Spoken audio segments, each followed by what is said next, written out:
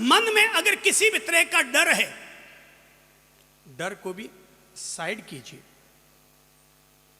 Public का अगर डर है तो उस डर को निकालिए। मत सोचिए कि लोग क्या कहेंगे। यह बड़ा खतरनाक शब्द है LKK। क्या शब्द है? LKK लोग क्या कहेंगे। यह बड़ा खतरनाक शब्द है और यह शब्द आदमी को चाहते हुए भी कुछ करने नहीं देता। लोग जब भी मेरे पास आते हैं कभी कुछ मांगने के लिए, करने के लिए, मैं उनको प्रेरणा देता हूं, भाई तुम ये मांगने की आदत छोड़ो। ऐसे अगर मांगोगे तो कब तक यूं मांगते रहोगे, हाथ पसारते रहोगे। अरे मैं तो बहनों से कहूंगा, बहनों अपने पतियों से भी मांगना छोड़ो। कब तक हाथ फैलाते रहोगे? देना 500 का नोट, और जैसे आप कहेंगे 500 का नोट, वो झट से क्या बोलेंगे? क्या बोलेंगे? बोलो तो बहनों, जोर से बोलो तो। अभी तो दिया था। ये बहनें कहती है जब से आप अपने पति से मांगने जाएंगे 500 का नोट, ये बहनें कहती है कि वो आपके पतिदेव, जैसा इनका एक्सपीरियंस है वैसा ही वो बता रहे हैं और कह रहे हैं कि अभी तो दिया था, कल तो दिया था। उनको 15 दिन तो कल ही लग रहा है। मांगना छोड़ो, स्वाधीनता की जिंदगी जियो, स्वाभिमान की जिंदगी जियो। पत्नी बनने का मतलब यह नहीं है कि हमें मांगना पड़े। क्या हमारे पति हमसे मांगने आते हैं? क्या जरा देना तो 500 का नोट। वो अपनी व्यवस्था बैठा रहे हैं तो हम ही उनसे क्यों मांगते फिरें। करना चाहेंगे बहनों, आप बहुत कुछ कर सकते हैं। आप बहुत कुछ इसलिए नहीं कर पाते क्योंकि आप करना नहीं चाहते। आप करना नहीं चाहते इसलिए कुछ कर नहीं पाते। पर अगर आप करना चाहें तो बहुत कुछ करने की संभावनाएं आप लोगों में छिपी हुई है। इसलिए मैं कहूंगा, मन के डर को भगाओ। लोग क्या कहेंगे ये मत सोचो। आज का सबसे बड़ा रोग, बोलो तो, आज का सबसे बड़ा रोग, बोलो दोबारा बोलो, आज का सबसे बड़ा रोग, अरे क्या कहेंगे लोग। आज का सबसे बड़ा रोग, क्या कहेंगे लोग। भाई साहब, आप सोचते हैं लोग क्या कहेंगे। मैं कहता हूं भाई बहनों, देखिए धंधा करने के तरीके बताता हूं आपको। बालू, धूड़ा, मिट्टी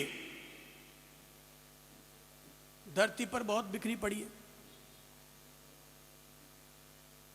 पर गोटियां फिट करनी आ जाए ना तो आदमी उसी धूड़े से, उसी मिट्टी से, उसी बालू से कई लोग करोड़पति हो जाते हैं।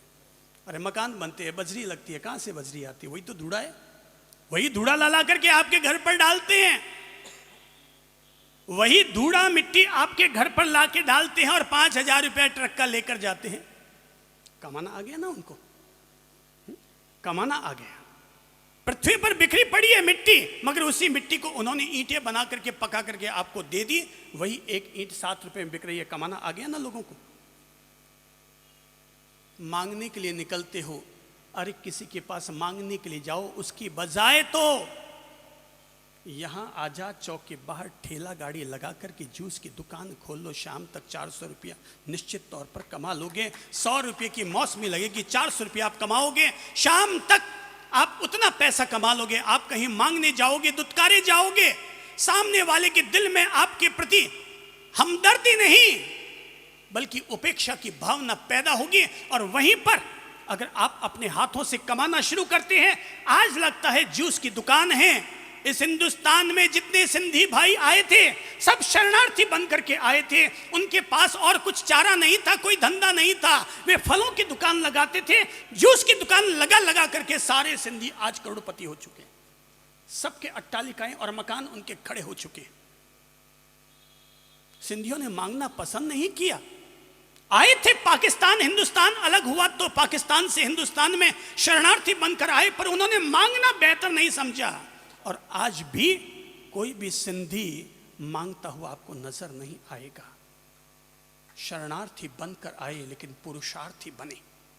शरणार्थी बनकर के आए थे लेकिन यहां आकर के पुरुषार्थी बने। और काम हमेशा छोटे काम से शुरू किया। जूस की दुकान से उन्होंने शुरुआत की होगी। आज हर सिंधी भाई के पास है ये कहते हैं रद्दी लेते हैं, अरे वो कुछ भी ले लेते हैं, कुछ भी कर देते हैं। उनके लिए ये वैल्यू नहीं है कि हमने क्या किया और क्या लिया और क्या दिया। उनके लिए वैल्यू इस बात की है कि हमने कम से कम किसी के आगे हाथ तो नहीं पसारा, हमने किसी के आगे हाथ तो नहीं पसारा, मेहनत की। ऐ मेरी बहनों, हाथों पर मेहंदी का रंग नहीं, मेहनत का रंग लगाओ। मेहंदी का रंग तो 7 दिन में उतर जाएगा, पर मेहनत का रंग 70 साल तक आपको रिजल्ट देता रहेगा।